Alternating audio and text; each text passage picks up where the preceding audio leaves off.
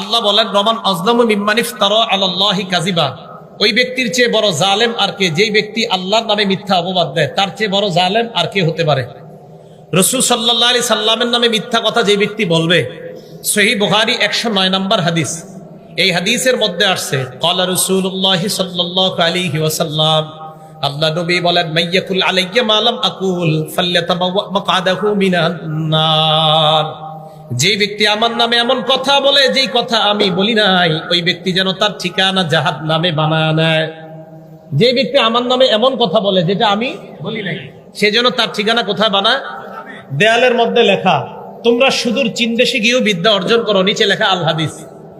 উতলুবুল ইলমা ওয়ালাউ বিসসিন, তোমরা সুদূর চীন দেশে গিয়ে বিদ্যা অর্জন করো, নিচে লেখা আল হাদিস। সবাই নাউজুবিল্লাহ বলেন।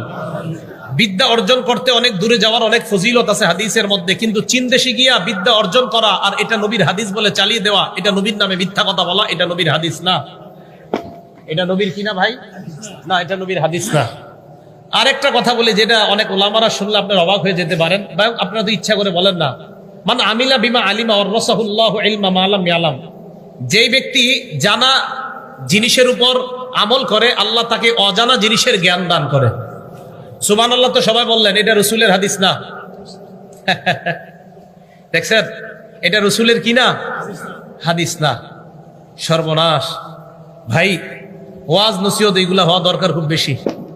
আমার রাসূলের নামে মিথ্যা কথা বলা, হ্যাঁ, আপনি আল্লাহ রাসূল সাল্লাল্লাহু আলাইহি সাল্লামের মিথ্যা কথা বলা যাবে না, এটা রাসূলের হাদিস না, এটা রাসূলের বাণী না। সহিহ বুখারীর 110 নম্বর হাদিস, ক্বালা রাসূলুল্লাহ সাল্লাল্লাহু আলাইহি ওয়াসাল্লাম, মান কাযাবা আলাইয়া মুতাআম্মিদান, কেউ যদি আমার নামে ইচ্ছাকৃতভাবে মিথ্যা কথা বলে, ফাল্যাতাবাওয়া মাকআদাহু মিনান নার, সে যেন তার আসন জাহান্নামে বানায় নেয়। সহিহ বুখারীর 1291 নম্বর হাদিসের বর্ণনা। ওলামায়ে কেরামদের কাছে আবার আবদার, এই হাদিসগুলো সবসময় মাথায় রাখবেন, জেহেনে রাখবেন, খুব কাজে লাগবে ইনশাআল্লাহ। 1291 নম্বর হাদিস বুখারী শরীফের। বুখারীর সিরিয়ালগুলো আপনারা মিলাইবেন ফাথুল বারী অনুযায়ী, মোট হাদিস সংখ্যা হবে 7563টা। আর মুসলিমের যে হাদিসগুলো বলি, এগুলো মিলাবেন আমাদের মাদ্রাসার পাঠ্যপুস্তক অনুসারে আন্তর্জাতিক নাম্বার, মোট হাদিস হবে 3033টা, যদি মুসলিমের হাদিস বলি আমি। এখন রাসূল আকরাম সাল্লাল্লাহু আলাইহি সাল্লাম বুখারী শরীফের 1291 নম্বর হাদিসে বলে, ইন্না কাযিবান আলাইয়া লাইসা কাযিবিন আলা আহাদ, আমার নামে মিথ্যা বলা আর তোমাদের কারো নামে মিথ্যা বলা এক না। তোমাদের নামে মিথ্যা বলাও অপরাধ, আমি নবীর নামে মিথ্যা বলা এটা ভয়ঙ্কর অপরাধ। তাহলে রাসূলের নামে মিথ্যা বলা আর সাধারণ কারো নামে মিথ্যা বলা এক না, অপরাধের মধ্যে ব্যবধান আছে, ব্যবধান আছে।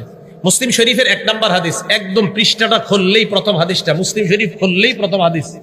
এই হাদিসের মধ্যে আসছে, ক্বালা রাসূলুল্লাহ সাল্লাল্লাহু আলাইহি ওয়াসাল্লাম, লা তাকযিবু আলাইয়া, আল্লাহ নবী বলেন আমার নামে মিথ্যা কথা বলবা না, ফাইন্নাহু মান ইয়াকযিব আলাইয়া ইয়ালিজিন নার, কেউ যদি আমার নামে মিথ্যা কথা বলে সে সোজা জাহান্নামে যাবে। কই যাবে? আমার নামে মিথ্যা বললে কোথায় যাবে? জাহান্নাম। মুসলিম শরীফের 6 নম্বর হাদিস, ক্বালা রাসূলুল্লাহ সাল্লাল্লাহু আলাইহি ওয়াসাল্লাম, আল্লাহ নবী বলেন, ইয়াকুনু ফি আখিরিজ জামান উনাস, শেষ জামানায় এমন কিছু মানুষ ঘটবে, শেষ জামানায় এমন কিছু মানুষ আসবে, ইয়াতুনাকুম মিনাল আহাদিস মা লাম তাসমাউ আনতুম ওয়ালা আবাউকুম, এমন এমন হাদিস তোমাদেরকে বলবে যা তোমরাও শোনো নাই, তোমাদের বাপ দাদা 14 গোষ্ঠীও শোনে নাই। ফাইয়াকুম ওয়া ইয়াহুম, তাদের থেকে তোমরা বাঁচবা। মুহাব্বতের সাথে বলি, রাসূল সাল্লাল্লাহু আলাইহি সাল্লামের নামে মিথ্যা কথা বলা যাবে না। আমি আমার হাবিবকে সবচেয়ে বেশি ভালোবাসি, তাই হাবিবের নামে মিথ্যা আমি সইতে পারি না। আমরা আমাদের নবীকে বেশি ভালোবাসি, তাই নবীর নামে মিথ্যা আমরা সইতে পারি না। আমরা আমাদের নবীকে বেশি ভালোবাসি, তাই নবীর নামে মিথ্যা আমরা কোনো মুসলমান এটা সইতে পারবো না। কারণ নবীকে আমরা জীবনের চাইতে সবচেয়ে বেশি ভালোবাসি। তো রাসূল আকরাম সাল্লাল্লাহু আলাইহি সাল্লাম বলেন, শেষ জামানায় এমন কিছু মানুষ আসবে যারা তোমাদেরকে এমন বর্ণনা শোনাবে আমার নামে যা তোমরাও শোনো নাই, তোমাদের বাপ দাদারাও শোনে নাই, তোমরা তাদের থেকে বাঁচবা।